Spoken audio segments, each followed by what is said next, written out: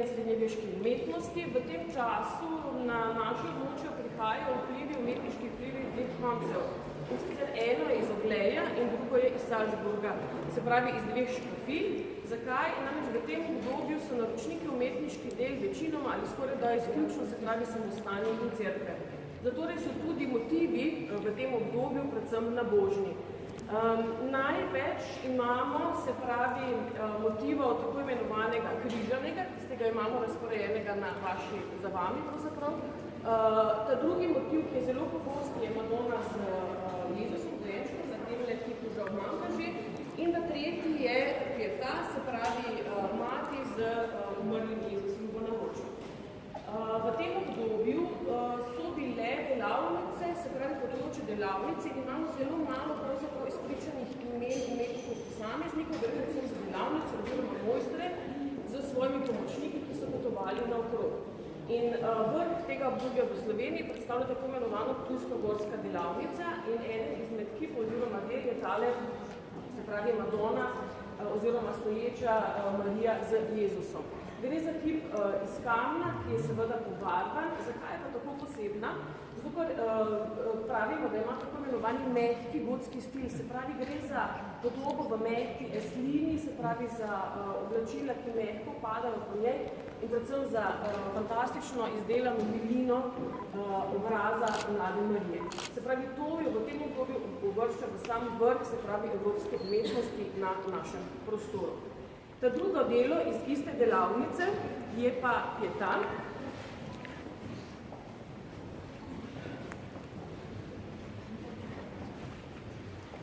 Se pravi, žalujoča mati z umrlim Kristusom v naročju. V tem obdobju imena avtorjev oziroma umetnikov tudi niso bila tako pomembna. Prav tako ni bilo pomembno uprizarjati, se pravi, nekaj realnih podob, temveč šlo predvsem za čaščenje Božjega. Tudi ta podoba je nastala z takšnim namenom in predvsem je nastala se pravi, postavljena bila nekje više, namreč pogledi naj bi bili usmerjeni od spodnja navzgor, zato tudi pravzaprav ta milina lepega obraza, se pravi materi, ki žaluje. Kar je zanimivo tukaj je tudi to, se pravi, gre že za nekako izražanje občuti, se pravi žalovanja, žalosti mame, ki zdrži, se pravi, roko na zlomljenem srcu ob smrti svojega sina. Hkrati pa vendarle še vidimo kar nekaj nerealnih stvari, namreč takšna postavitev, se pravi, žene, ki drži telo mrtvega odraslega moškega, pravzaprav skoraj da nemogoča. Ravno tako draperija njene obleke, se pravi, ki pada, je pravzaprav umetno postavljena, ker je sicer težko ostala takole, in tudi lasje, se pravi Kristusa, kljub temu, da ima naravno izdokljeno glavo nazaj, rahlo so že odprta usta, ko vendar lasje ne padajo dol. Se pravi, gre predvsem za prezentacijo nekega Božjega in za čaščenje, pravzaprav ni, se pravi, v ospredju neka realnost, ampak neka podoba, ki jo častimo. V tem času, se pravi, poleg kipov imamo tudi stensko umetnost, se pravi freske, ki jih imate na obeh straneh te sobe. Največ kot podagljeni motivi v tem času so pa sveti Jurij in pa sveti Krištof, ki sta bila velikokrat tudi zavetnika naših cerkva. Večina fresk, oziroma zelo veliko fresk je bilo tudi na zunanji strani cerkva, zato jih imamo v precej slabem stanju danes. Tisto, kar imamo v Narodni galeriji, so velikokrat replike, ki so v boljšem stanju, kot pa danes, se pravi, originalna dela na samih cerkvah, ker je z občasa jih seveda načel. Zdaj se selimo iz obdobja srednjega veka proti baroku in vas povabim v slavnostno dvorano Narodnega doma.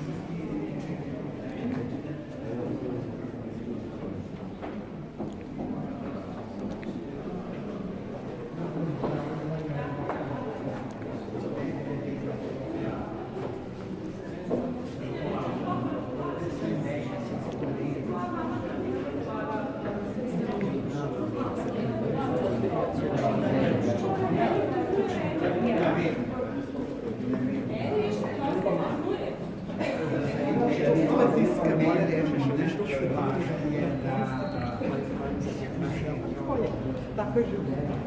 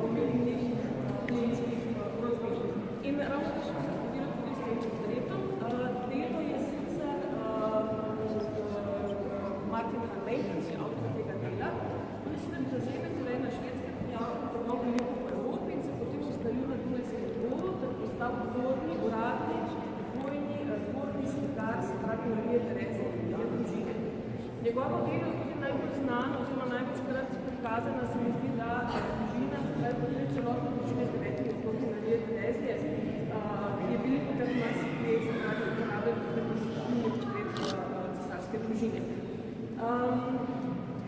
Metens je bil, se pravi, deloval na Ljubljani, postal tudi direktor Unije za umetnost. Zakaj pa je ta portret pravzaprav prišel v Ljubljano? Namreč v Ljubljano v tem času je bil deloval oziroma živel delno tudi grof Lambert. Njegov portret visi tamle na drugem koncu, se pravi na Cevalu, na levi strani Cevala, in je dal zgraditi takrat tudi Ljubljano. On je bil tajnik Marije Terezije in je bil razpet med Ljubljano in Dunaju v tem času. In velika verjetnost je, da je po njegovi želji oziroma naročilo nastal tudi ta portret, ki bi naj potem visel in izpričal tudi v Cetina Beograda. Da tudi tako velik format, pravzaprav po gradovih imamo velike stene, na velike stene tudi danes pišemo velike slike. Zdaj, datacija tega portreta je pa druga zgodba. Namreč portreti vladarjev so se poleg tega, da so skazovali neko čast, funkcijo, so jim pridajali nekaj predmetov oziroma atribute, po katerih poznamo njihovo, se pravi, vlogo v takratni družbi. Na tem primeru imamo cesarico Marijo Terezijo, se pravi z nadvorodsko krono, potem zadnjo je ugarska krona svetega Štefana in zadnjo češka krona svetega Venceslava. Torej, bi težko ta slika nastala pred letom 1741, se pravi še pod vsemi kronami, torej verjetno po 1742. In ker je nastal grad Cekinograd leta 1752, začeli graditi, je verjetno, da je se pravi v tem obdobju nastala tudi ta slika in se pravi neka logična povezava, zakaj je prišla v Ljubljano, veliko dejansko z grofom Lambertom. Umetnik Metens je imel v tistem obdobju zelo veliko naročil. In po vsej verjetnosti tudi ta slika v celoti ni bila izdelana z njegovo roko, namreč v tistem času so imeli se pravi umetniki svoje delavnice. Naredili so skice, okvirne slike, potem so pa njihovi pomočniki v delavnicah te stvari dodelali. In predvideva se oziroma domneva, da se pravi vzorci na obleki Marije Terezije naj bi bili izdelani se pravi v njegovi delavnici z njegovimi pomočniki in ne z roko mojstra samega. Gre pa za tipičen portret tistega obdobja, namreč če smo spodaj na svoje govorili, da so bili naročniki večinoma cerkve in samostane, zato na božni motivi, so v tem obdobju se pravi baroka poleg cerkva, se pravi naročnikov umetnosti, plemiške in tragarske rodine, so v tem obdobju tudi veliko število takšnih in drugačnih portretov. V tem obdobju imamo pa naše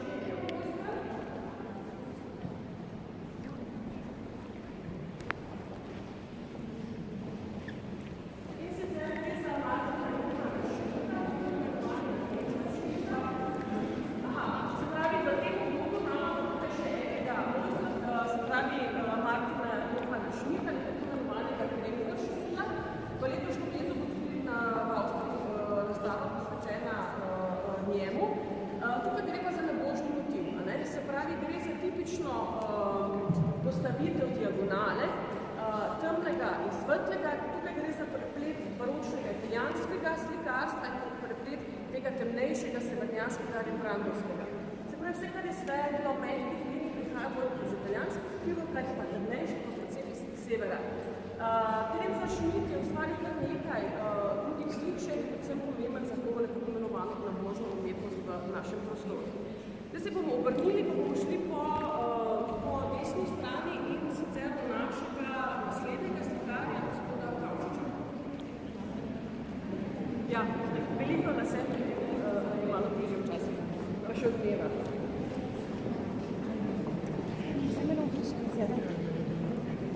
Ja, ta je original. Tale portret Marije Terezije, ki ga imamo tukaj, ima repliko oziroma obstaja še ena slika, ki je na Dunaju, ki se pa v malenkostih razlikuje od te slike. Najbolj viden je podstavek, ki je malo drugačen. Vprašanje je zdaj, katera je nastala prej in katera je bila replika. V začetku je veljalo mnenje, da je bila ta, pa potem druga replika. Potem pa veljalo mnenje, da je tista, ki je v Avstriji na Dunaju original in ta replika. Zakaj? Namreč tista v Avstriji ima zgoraj še v medaljonu sina Marije Terezije. Zakaj pa to pomembno? Vi veste, da Marija Terezija kot ženska ni mogla biti kronana za cesarico rimskega imperija, rimsko-avstrijskega, ampak je to lahko bil samo njen sin. Zato je imela vedno vojvodsko krono, kljub temu, da mi imenujemo cesarica. Torej, domneva se, da zato, ker je gor bil postavljen njen sin, se pravi, utrjuje njeno vladanje, da ima moškega naslednika in da se bo obdržala na prestolu. Namreč, če ne bi imela, potem tudi ona ne bi mogla se obdržati, oziroma tisti, ki ima moškega naslednika, bi lahko imel pretenzijo za prestol. Tako da ja, obstajata dve sliki, domnevam, se pravi, da tista bi bila izdelana naprej, ta pa kasneje, ampak ni to 110%. Ja? Pa kar naprej, kar počelim Kavčiča.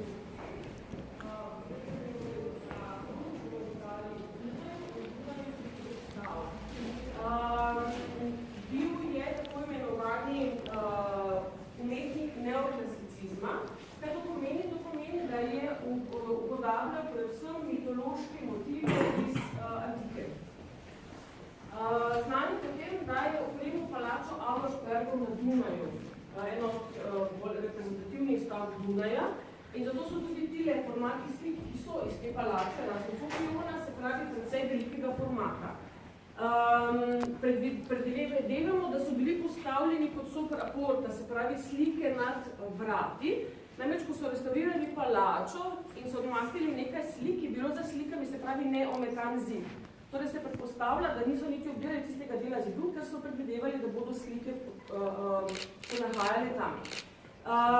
Bil je tudi profesor na akademiji na Dunaju, ter zadnjih 8 let njen direktor in je dosegel med slovenskimi umetniki, se pravi v akademskih sferah, pravzaprav največ, kar je bilo možno za tisti čas.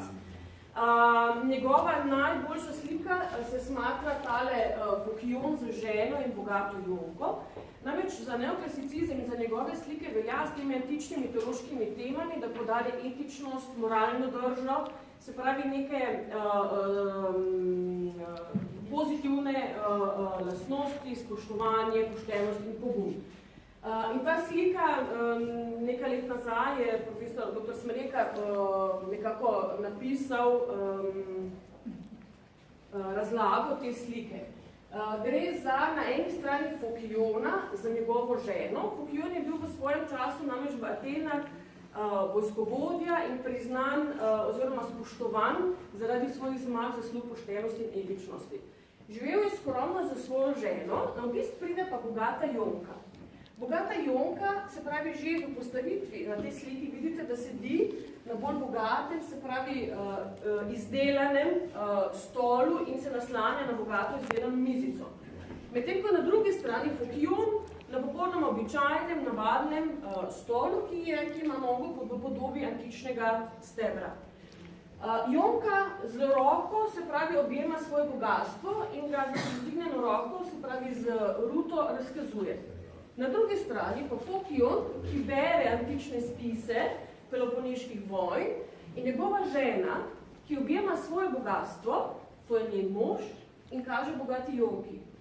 To je moje bogatstvo, 20 let zakona, za Fukijonom. In kako se lahko interpretira ta slika? Se pravi, kot na eni strani moč, spoštovanje, na drugi strani pa denar. Nastala je namreč v začetku, se pravi, 19. stoletja, se pravi, v času, ko so, se pravi, se je tudi krepil ta del oziroma sloj ljudi, ki so imeli kar nekaj, pod palce bi temu rekli, na drugi strani pa se pravi vladanje, oblast in moč. Se pravi, dva kontrapunkta in interpretacija seveda prepuščam tudi vam, kaj bi to lahko pomenilo. Mislim, da tudi precej dobro umeščena lahko tudi v današnji čas. Se pravi, na drugi strani še nekaj drugih slik Kavčiča. Pri teh mitoloških temah imamo veliko krat tudi idilično pastirsko življenje, se pravi mir, neke pokrajine, ki imajo v sebi tudi antične ostaline. Takšna slika je recimo, se pravi, idealna krajina z mostom in amfiteatrom, se pravi dva pastirja, mirno, umirjeno življenje in neke razvaline, se pravi starega antičnega časa. In to je bil tudi tak pogost motiv pri teh neoklasicistih.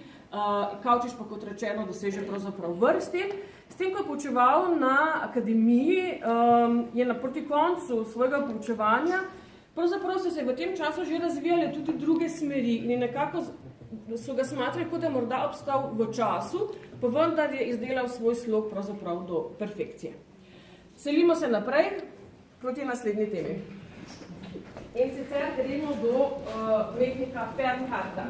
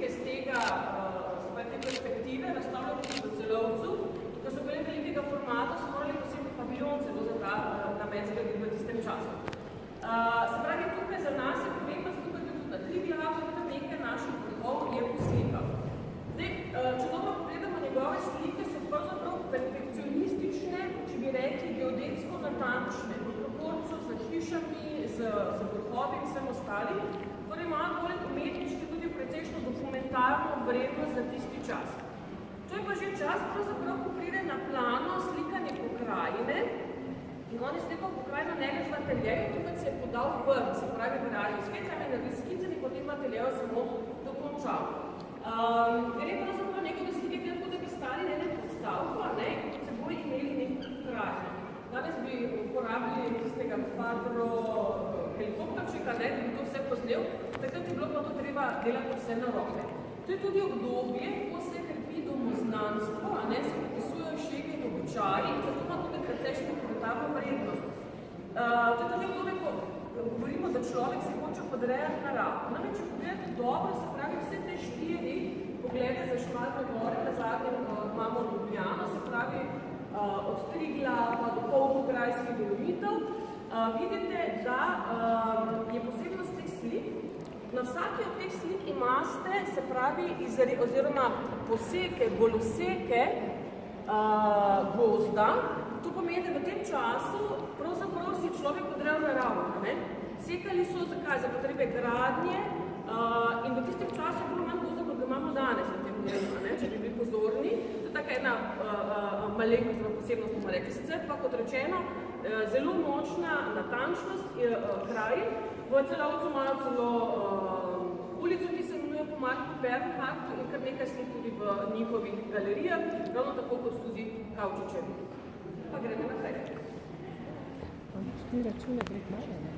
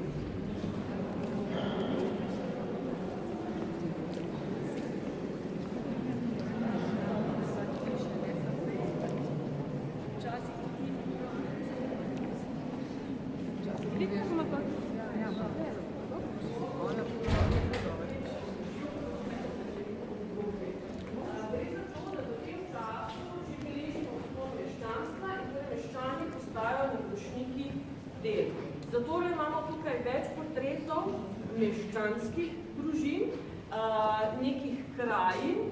In seveda te meščanske družine danes prišli k fotografu, naredili fotografijo cele družine, takrat je bilo pa treba to upodobiti. In tudi te družine so tako kot vladarji običajno nekako želeli izpostaviti z nekimi atributi, se pravi v tistem času z šali žene, ki so pač predstavljali nek presežek oziroma neko bogatstvo, pohištvo, zloščeno, kot da bi gledali v ogledalu pravzaprav.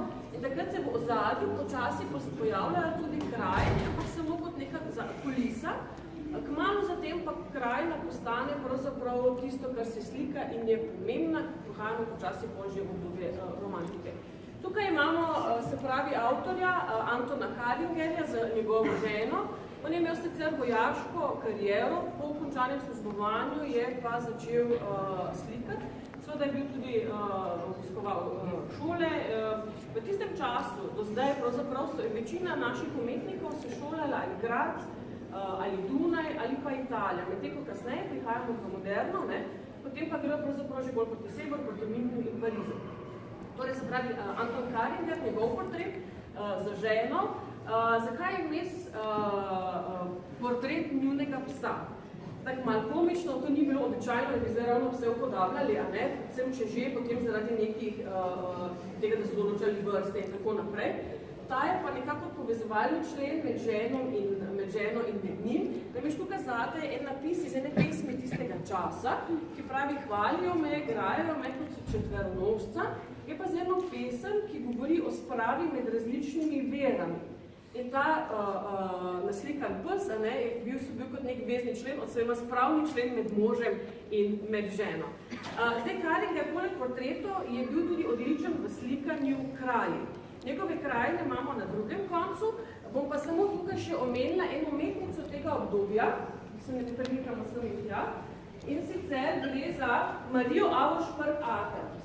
Spomnite, nekaj sem palača Auersperg-Pakaučič, se pravi, gre za to družino. To so njena cvetlična tihožitja. Zdaj, v tem času seveda je bilo že nekaj ženskih umetnic, pa vendar to so bile lahko tiste, ki so imele ali da so prihajali iz umetniških družin, ali pa so imeli dovolj sredstva, so se lahko šolali in imeli dostop, se pravi, do umetnosti sicer. In to je bilo seveda primer pri Mariji Auersperg-Adams. Bila je tudi zaposlena v galeriji v Gracu, se pravi za svoje tihožitja. V tem času, tako kot tudi že v baroku, ste imeli neke grafične predloge ali skoraj tako pobarvane, kot bi danes rekli, po katerih se je potem slikalo. Tudi ona jih uporabljala in bila je potem ena od, mislim, da v tem času skoraj najbolj iskanih umetnic za to vrstna tihožitja. Pomembno pa, kot rečeno, v povezavi s Adamsi kot družina, ki je bila na našem koncu predvsem močna Auerspergi, ki so pravzaprav ta prostor obvladovali. Pa se vračamo nazaj samo še do Karingerja, do njegovih krajin.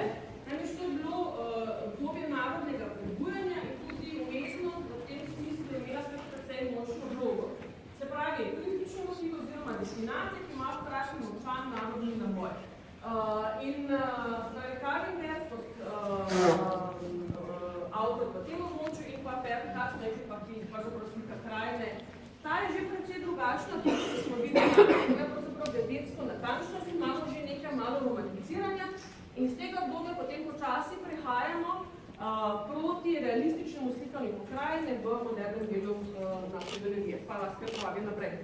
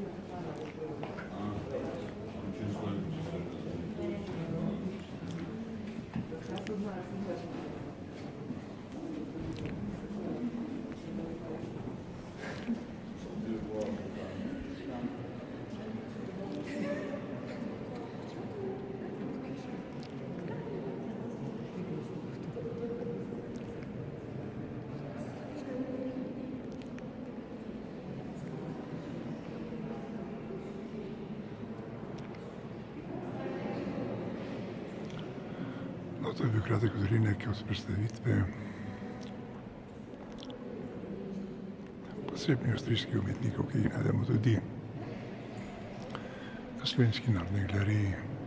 To pa je tako srednja dvorana, ki je res nekaj posebnega. Zato vam jo pokažemo tudi z različnimi pogledi.